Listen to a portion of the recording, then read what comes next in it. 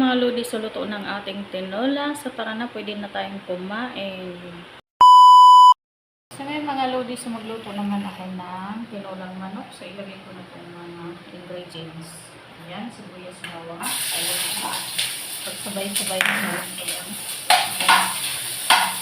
Para pabilisan kasi mag-alaala na ang oras natin. Ito na ang nag-waiting time.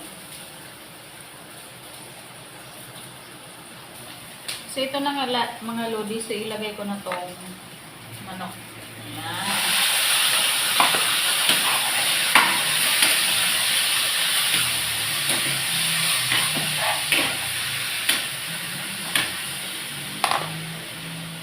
At lagyan ko na rin ng magic sarap.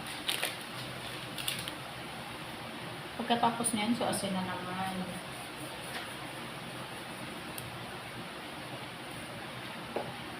Saka siyempre, huwag din natin makalimutan ang chicken cubes. Dahil kumulo-kulo na, silagay ko na itong papaya. Ayan.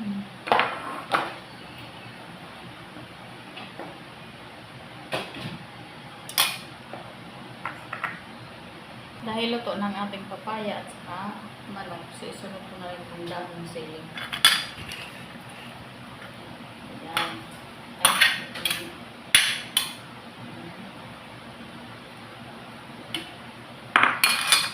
Yan na ang ating tinola ng manok.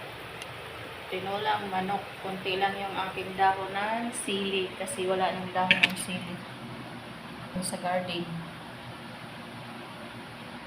So, ayan, tikman natin ang sabaw kung okay na ba yung lasa. Sarap na.